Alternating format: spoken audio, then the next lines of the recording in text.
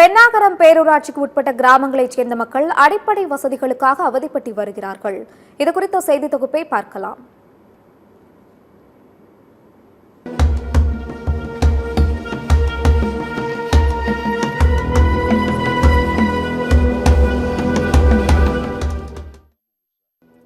தருமபுரி மாவட்டம் பென்னாகரம் பேரூராட்சியில் ஏராளமான கிராமங்கள் உள்ளன.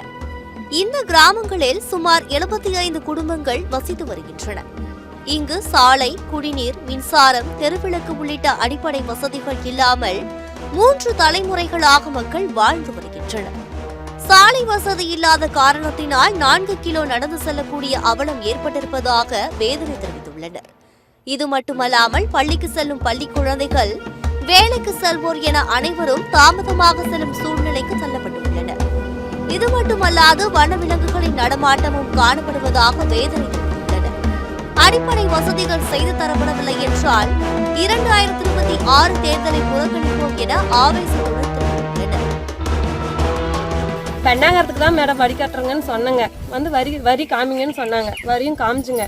வீட்டு வரி ரசீது வந்து பெண்ணாங்கறதுக்கு கட்டுறங்கன்னு காமிச்சுங்க. சரிம்மா பார்த்துட்டு போனாங்க. பார்த்துட்டு போயிட்டு நாங்கள் ஏதாவது பார்த்துருங்க சொல்கிறேங்க அப்படின்னு சொல்லிட்டு போனாங்க.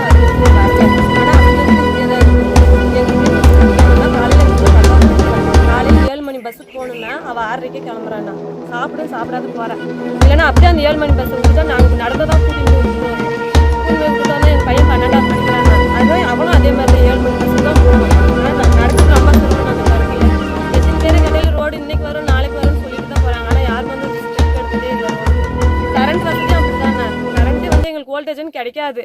இப்போ பகல் நேரத்தில் பார்த்து தண்ணி கிண்ணி பிடிச்சா இருந்தால் யாருன்னா போட்டால் 2 கூட பிடிச்சிக்குவோங்க. இல்லைன்னா இந்த சேங்கானத்துலேருந்து வந்து அங்கே கடைசி வரைக்கும் நாங்கள் போகணும். அவசர தேவைக்கு ஆம்புலன்ஸ் கூட வந்து செல்வதில்லை என வேதனை தெரிவித்துள்ளனர். பேரூராட்சிக்கும் பஞ்சாயத்துக்கும் இடையே இந்த கிராமம் இருப்பதால் கண்டுகொள்ளாமல் இருப்பதாக வேதனை தெரிவிக்கின்றனர்.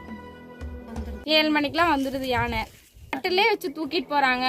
இல்ல தூக்கிட்டு 4 பேர் சேர்ந்துதான் தூக்கிட்டு போகணும். மேல அங்க போய் தூக்கிட்டு போறாங்க. ஆம்புலன்ஸ் கூட வர்றதுக்கு வழி இல்லைங்க. ரோடு வசதி இல்ல, தண்ணி வசதி எதுவுமே இல்ல. குடும்பம் கிட்டத்தட்ட ஒரு 50 வீடுங்க இருப்பாங்க. 50 வீடு 60 வீடு இருக்கு.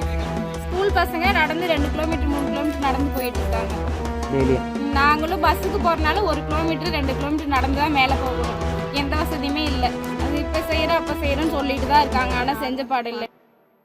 அடிப்படை வசதிகளின்றி அவதிப்படும் பென்னாகரம் பேரூராட்சிக்குட்பட்ட கிராமங்களில் வசிக்கும் மக்களின் வாழ்க்கையில் எப்போது விடியல் ஏற்படும் என்பதே மக்களின் எதிர்பார்ப்பு. சத்தியம் செய்திகளுக்காக தருமபுரி மாவட்ட செய்தியாளர் ஸ்ரீனிவாசனுடன் சத்தியம் செய்திக்குழு.